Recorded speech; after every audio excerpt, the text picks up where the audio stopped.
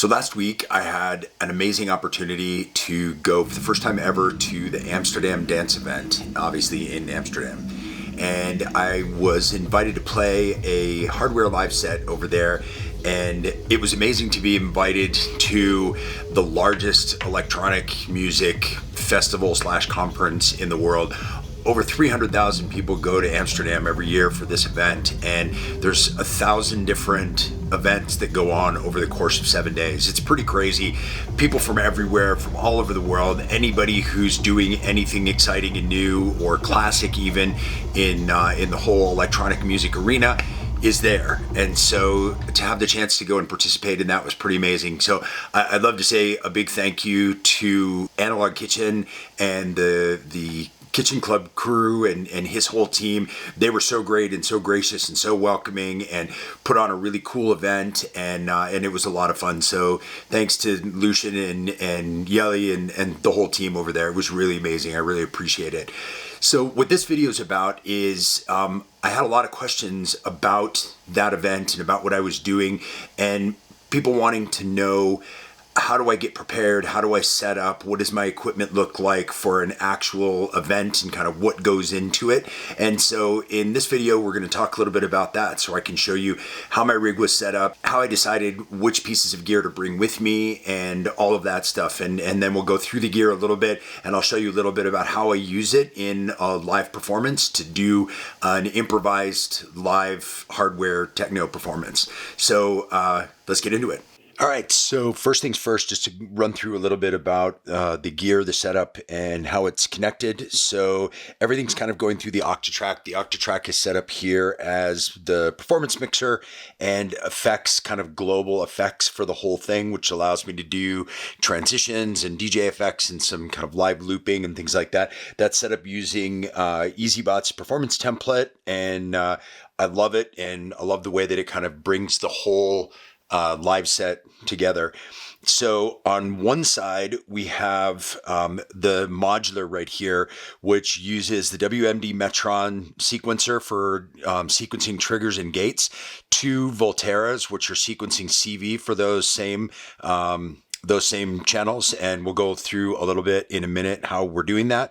That's going out to 5 voices up here. We have 2 different versions of the Plats. We have the Beehive and the Knit, which are 2 smaller versions of the Plats, but they operate exactly the same. Then we have the Polycinematic from Modular right here. Then we also have the Erica Synths bassline, and we have the Noise Engineering BIA, the Bassima Satiritas Alter, and each one of those has their own filter, or some of them have filters built in, and we'll go over those in just a little bit. Then those all come in to the WMD performance mixer by channel down here. So that's the 5 voices going on right here. And then on this channel, we have the 1010 black box, which is run into this final channel here. Then our master out is going through the Erica Synths dual effects. So I've got a master delay and master reverb if I want to put those on. And then that's going out finally into one side of the Octatrack. In the other side of the Octatrack, much more simple. It's all of the drums coming from the Digitact. Those are all samples that were made here in the studio on my electronic analog rhythm, and then resampled and loaded into the Digitact just because it's a lot smaller, easier to carry, and things like that. So that goes into the right side of the Octatrack, so that way everything can be affected together or individually. And then the master out from the Octatrack goes into the analog heat, which is right back here, and that gets a little bit of saturation, a little bit of drive, a little high pass filter brought way down with a resonant peak, so that you can get an extra little boost of resonance down in the low end to fatten up the low end with a bit of resonance. And that's pretty much it. Oh, the last piece over here is the Launch Control XL, and that's set up to control the 16 tracks that are on the black box. This is kind of launching loop samples, kind of like you would launch clips in Ableton Live, and these are set to just loop. And I have a couple of percussions, all my atmospheres, kind of background atmosphere, droney stuff, and then any vocals. So that's all being handled on here. The 8 sliders on the bottom are the first 8 tracks volume. The knobs right above those are high pass, low pass filter for those same 8 tracks. Then the next 8 above that are the volume for tracks 9 through 16, and then the same high pass, low pass up above on the very top. And so that way I get control over each one of those individual samples. They come into the performance mixer where I have the ability to do I have 2 sends, effect sends going to a delay and reverb. So I can choose if I want to add any of those to any of the voices or to the samples that are coming in. Then I have the choice to bring those through delay and reverb on kind of a master channel. And then in here, I have the ability to do a whole bunch of different a whole bunch of different effects that I can use to kind of spice things up a little bit. A few other modules that we have here in the case, just kind of functionally. So we have a Disting EX here, which is this kind of is a multi-tool, so it can be a lot of different things. One of the things that I use it for, and the reason why I just have a cable kind of hanging here, is that this channel is set up to be a tuner.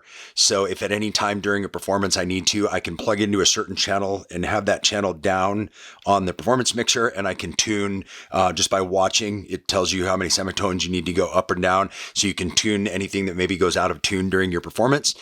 So that's kind of handy, but this can also be used for envelopes and effects and oscillators and all kinds of things. But for right now, I have it set up like that just to start with. We also have right above that the Erica Synths Black MIDI CV. And so the MIDI is coming from the Octatrack into the Detact, and then it's going out the 2 throughs. One is going to the black box, and then the other one is coming here into the modular rig through this, and that clock is going into the Pamela's New Workout, and then that's being used to clock a couple of different things, one of which is the Metron, and then I can use that for other things that I need clock for. A couple different modulation sources. We've got a quad LFO here. We've got, this is a LFO and envelope generator here. A lot of these have envelopes built in, and it's one of the reasons why I chose these, is so that I could kind of reduce down the number of different modules that I needed to do certain things. So each one of these has their own envelope built into it, which is really super handy. Then we've got VCAs that are built into here, so those can be controlled using the modulation sources that we have, which is, it's great. It's kind of a multi-use for a lot of different things that are in the case. A couple of really key parts to this for me are the Metron sequencer and the Volterras. That allows me to have a ton of control over these voices and see exactly what's going on. The sequencer acts very much like the Electron sequencers in that it can do probabilities, it can be different lengths, you can do polymeters and all kinds of things like that with this. And it also allows you, using the Volterras, to sequence CV and also sequence the CV to a key, which is really interesting. So like, for example, if you go to the global setting here and then you turn one of these knobs, you can go to a user defined key. So if you look, this is kind of like the white keys and black keys down here. So if I wanted to do a C minor scale, I can just activate the notes that are in a C minor scale, and then you decide where within your octave range you'd like this to be. So if you want it to just be a single octave, or if you want it to be 4 octaves, you can kind of choose the way you want that to be.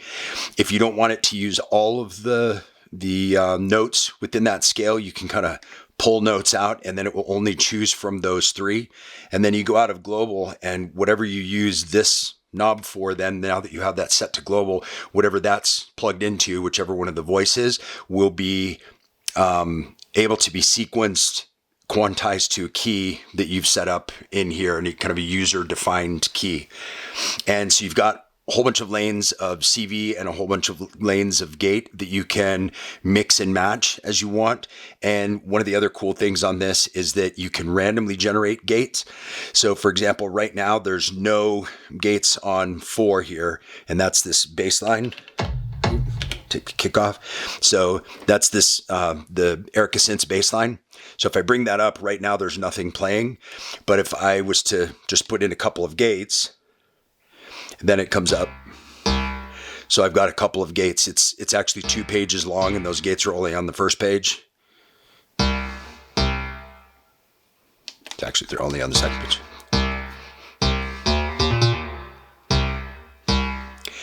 And there's actually notes sequenced in there right now. I'll clear those out. So you see that's just going in like at a single note. So that's just sending out a gate to the Erica synth. So I still have control over filter cutoff and resonance and things like that. But if I want to add notes into that, I can go in and do my global thing again, user defined scale. I just pick a few notes and I just want this to be within 1 octave. So then I take that off, and now this knob is used to control those notes. So if I just hit record, I can record live.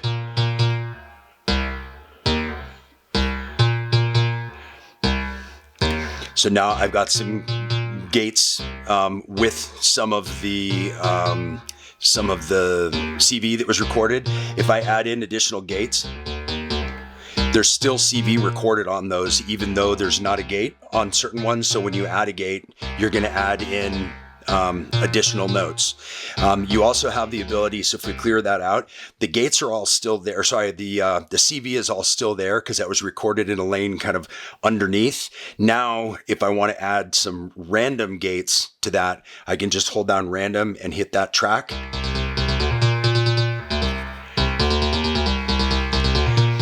And if I don't like those notes, I can hit record and I can change them up.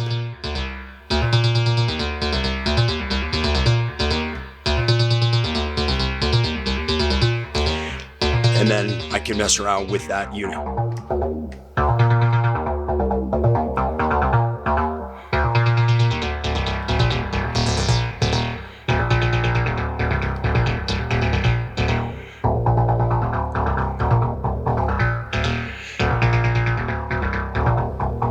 And then we just added a kick to that.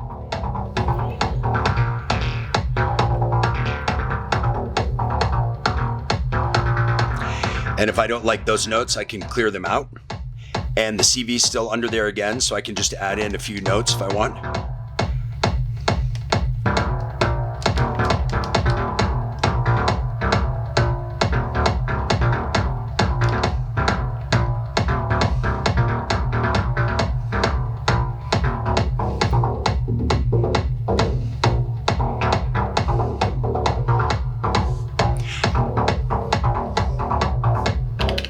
So you can see how quickly you can improvise something from just a blank sequencer. And that's kind of the way that I set up this from the beginning, is I wanted this to be able to be something where when I step out there to play a show, I have a completely blank sequencer and I don't have anything prepared in the modular at all. And I'm doing everything by writing those patterns in the moment and figuring out what I like, taking out, putting in steps and changing up the notes as I like them to, changing key as I want to. And I can do all of that using this performance mixer. You can actually cue just like you can on a DJ mixer. So in my headphones, I can be queuing up the next thing that I'm writing while something else is playing. So I'm kind of writing tracks on the fly while I'm performing. And then when I like something, then I can just bring that in and have that be my next section.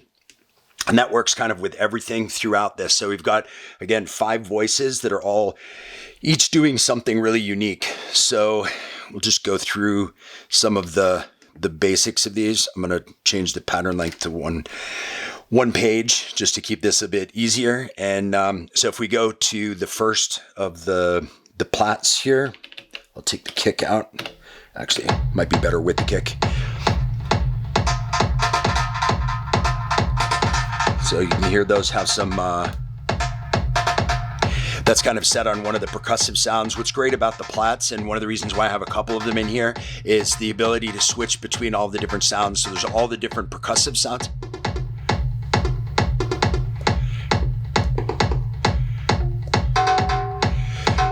Which is great for doing things for, percussion, and you can then modify those.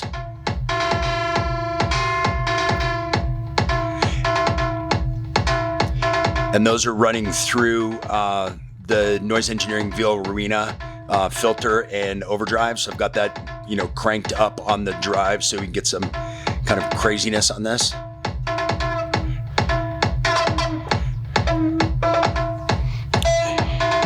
And then if we switch over to the side where it's a bit more melodic,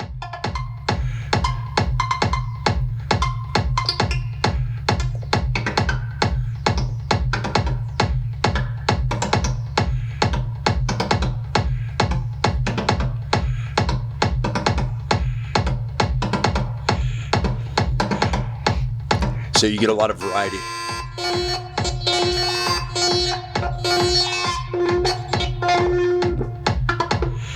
And that's all that same sequence of just 4 triggers that are going out to this unit, so you can really change up the sound a lot. And there's some modulation coming from this. If I pull that out, you'll just get regular filter.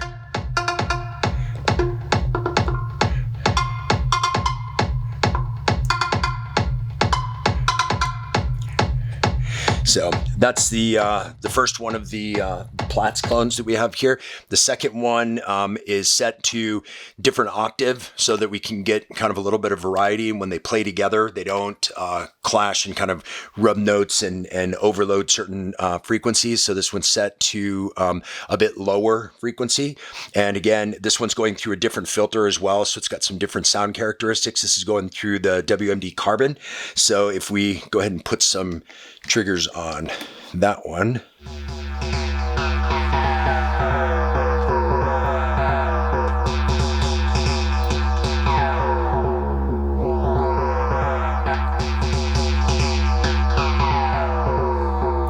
And again, we've got some modulation coming into that from an LFO that's moving, coming from this unit right here, and that's going into there, and it's kind of moving around the filter a bit, and then we can change up the sound.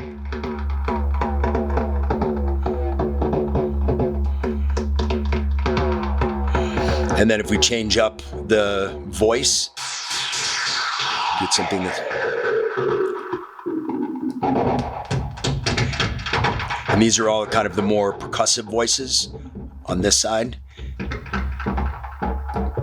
And then if we switch it up and go to the more melodic voices on the other side.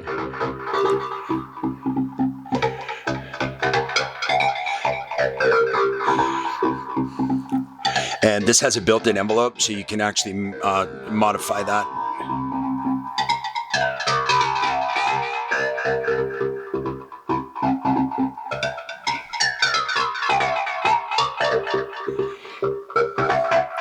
And again, we add that in with a kick, for example.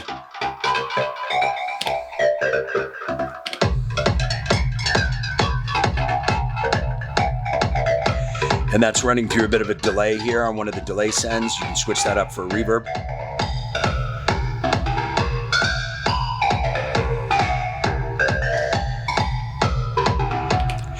So that's the second one of the Platts. Then we've got the polycinematic. What's cool about this is 8 voice, can't remember if it's 6 voice or 8 voice, polyphonic voice within here, and it's got 3 main kind of wave shapes. So there's a triangle, there's a square, and then there's what they call the organ sound. And then you can decide how many voices you want to have, and you can run it in unison, you can run it in different octaves, or you can run it at a fifth. So like, for example, if we put in some triggers to that one, and we've got this on the organ sound with all the voices and at a fifth.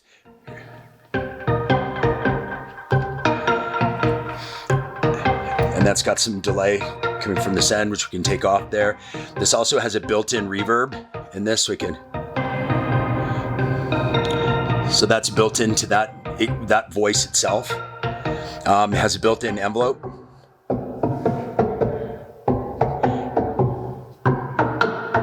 So the envelope's here.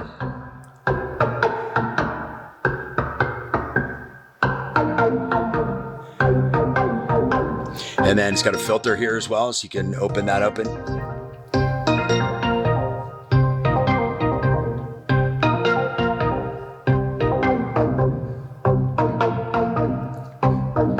Filter envelope and resonance. And then if you don't want it on the fifth, you can set it on an octave.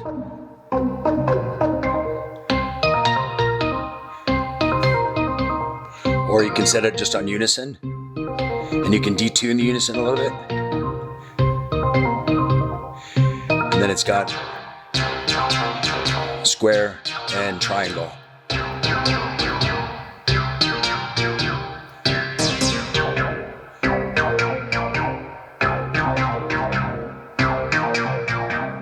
And again, if we put that with a kick.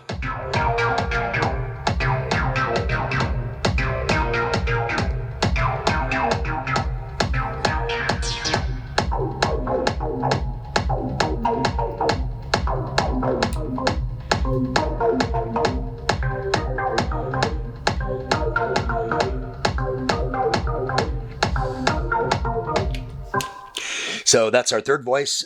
Fourth voice is the Ericsson's bass line, which I already showed you a little bit before. And then the fifth voice that we have in here is the BIA. What's cool about this one is that this can be percussion, it can be bass, it can be lead, it can sound really dirty, it can sound really clean. It's got multiple octaves, a whole bunch of different wave folding and stuff to, tear it up and make it nasty, or you can smooth it all out. And that's going through a viola ruina as well, kind of like the Beehive was. And again, that gives us filter, but it also gives us the ability to add some grime and distortion and kind of mess things up a little bit. So if we put a few triggers in this one, bring that.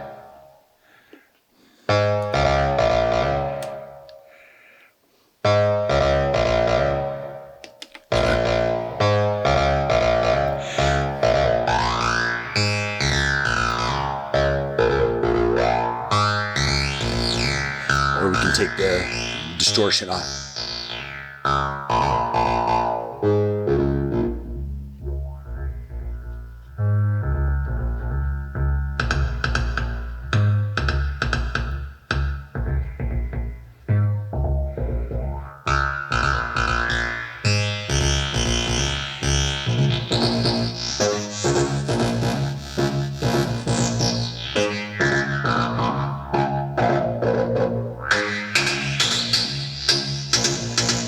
And that's kind of in a bass octave. You can go to an alto octave.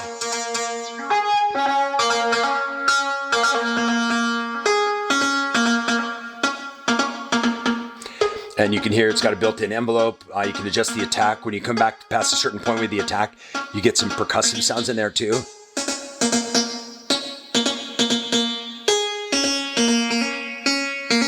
can slow the attack.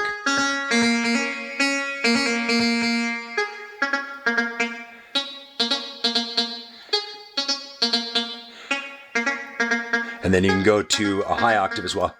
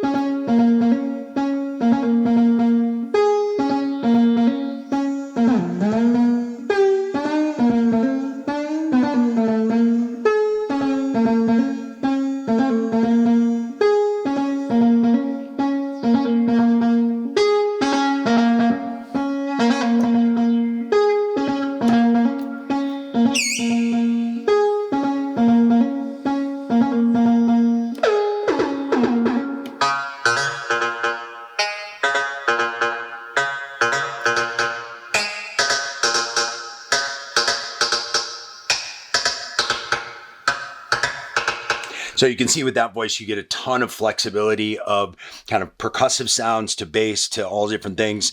The Ericsson's bass line has square wave, triangle wave, and sawtooth. So you can get a lot of variety out of that. You've also got a sub in that and some detune, as well as some FM. So there's ability to do a whole bunch of different bass sounds, polyphonic in the polycinematic, and then you have the two different Platts clones, each with percussive sounds and melodic sounds. So the idea being that with this setup of these voices, there's an incredible amount of variety of sound that I can get out of this one system using one sequencer, one set of CV sequencers and a very limited number of modules. And again, all running through this mixer so that I can cue things up and write them while something else is playing. So I'm writing on the fly as I'm performing. And then I've got the option of using the other equipment to kind of support this. But this is all of the melodic and percussive voices are all coming out of this case.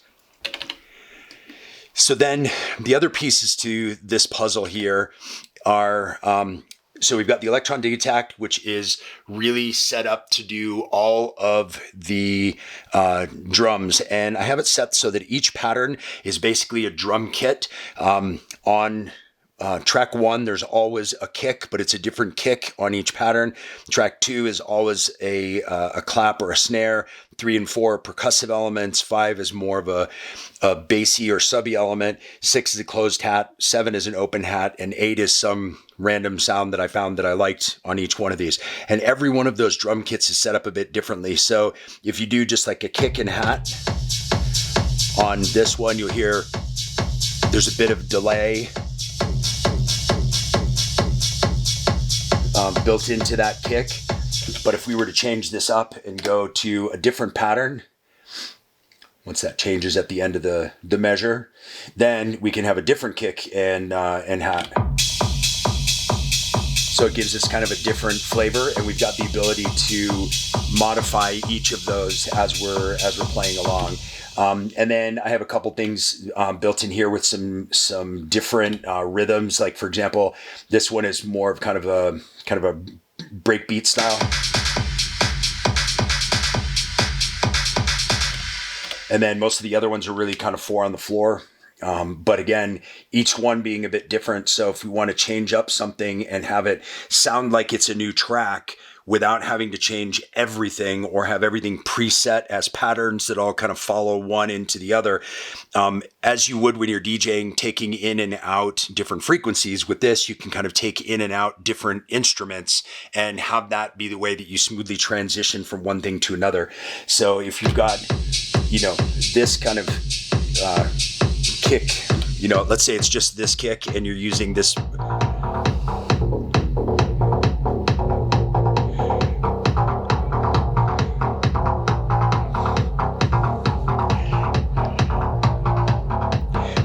with the way the Octatrack is set up, I can actually grab a loop of what's playing right now, and that'll record a perfect 4-bar loop of what's coming out of the main, and then I can fade across to that. And so now that's playing the loop. So now if I pull out the bass and I stop the kick, now there's nothing playing live. So if I move this across, see there's no live sound.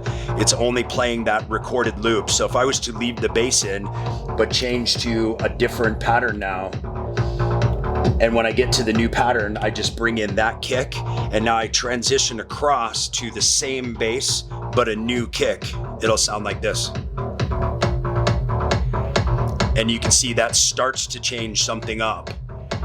And if I want to grab another loop here, I can take another loop of what's playing now with that new kick sound.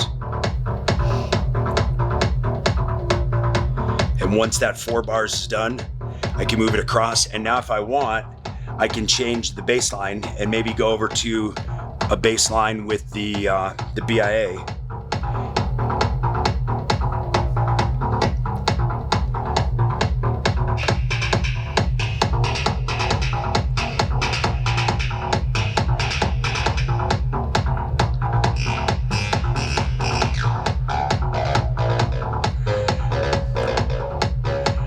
Now I can bring out that other bass that was playing before, or even just take down the cutoff and make it be just more of a sub in the background.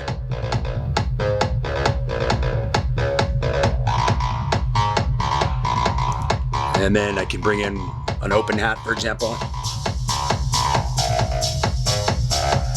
And if I want to bring in one of the melodic elements, if I want it to be a bit lower, a bit lower, a bit higher, or something polyphonic, I can do that with these other units now. So for example, that thing that we did before with the beehive,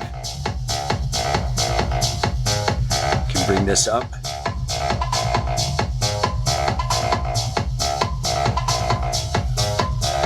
Or let's say I wanted something different, I can generate random gates there, and then that will bring in something new.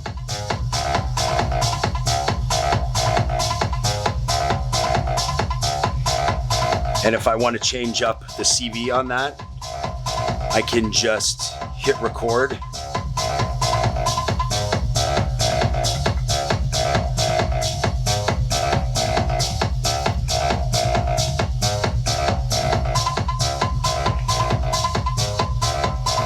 To see which.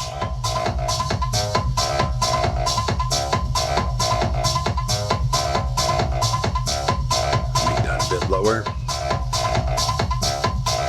Now if I want to hit record.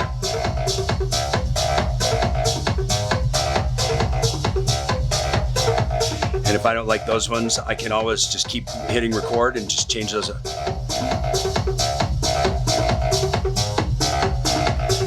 And let's say I like that one, but I want to use it on one of the percussive sounds, I can switch that up.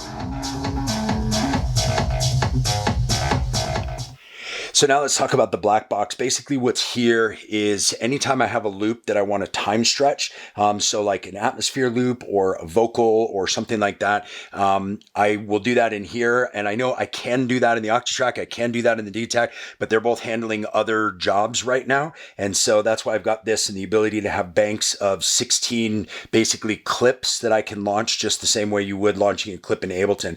Okay, so for example, if I was just to launch this atmosphere clip and bring this in, and then I'd bring it up here. So I've just got a background atmosphere that I can use to kind of fill in the space or as an intro or an outro or as part of a break or whatever. And because I've got high pass and low pass on that, I can really fit it into the mix of whatever I'm playing at the moment. So if I filter this up, so if I just want something on the higher end, I can have that there, or I can filter it way down as well.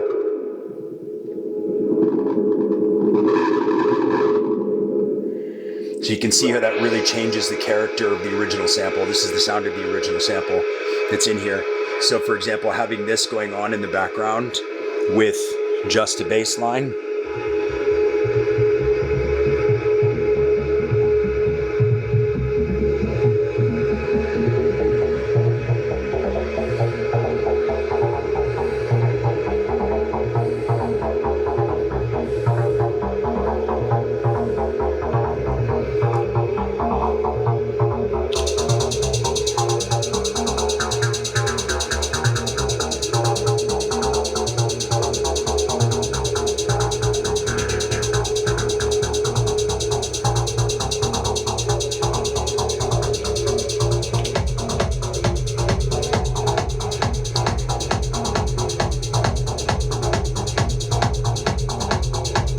so you can hear really how all of the different parts fit together.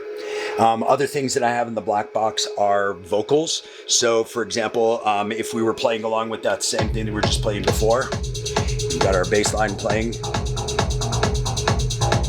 and we want to have a vocal. I have a few vocals along here. So if I was to bring this one in,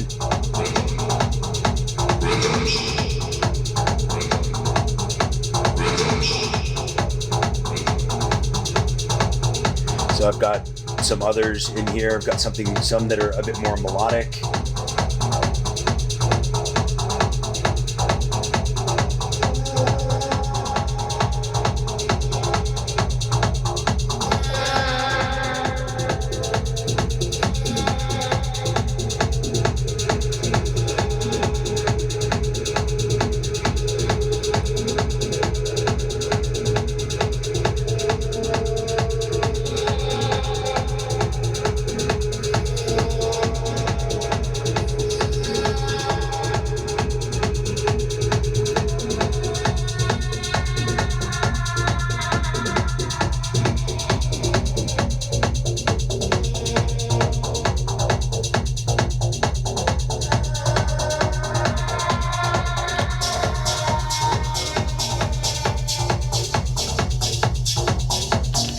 So as an example, that gives the ability to bring in longer samples that are that can be mixed and matched in with the different voices and with the different drums and percussion that we have going on.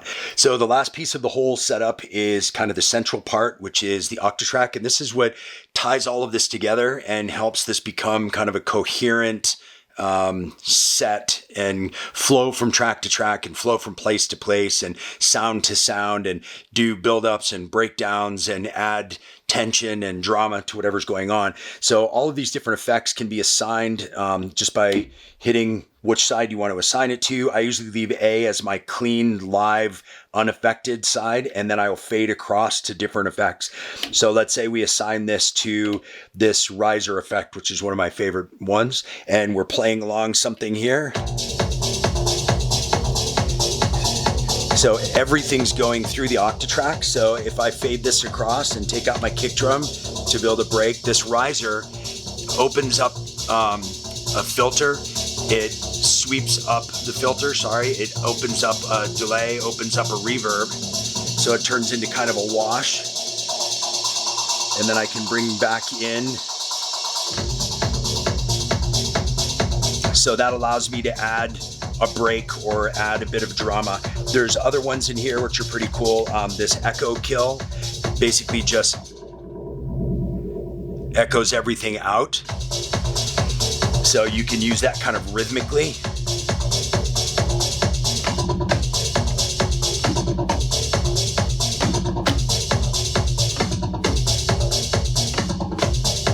So just as a way to add interest to different parts of the song. Then we've got, traditional kind of high pass filter.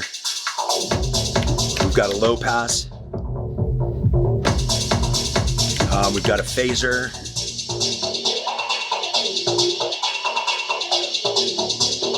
We've got a flanger.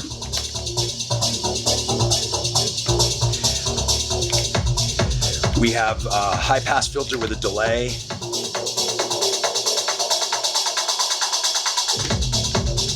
We've got a high pass with a flanger.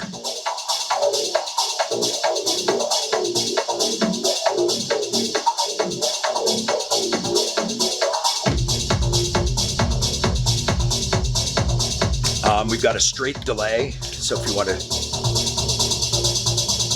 wash things out with a delay, you can do that.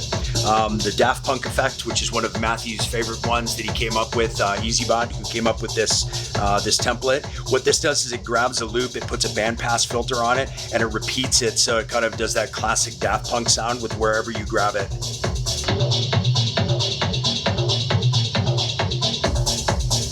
So again, ways to add in some interesting stuff. There's a bunch of other effects that I don't really use all that much because they don't necessarily fit the style that I do.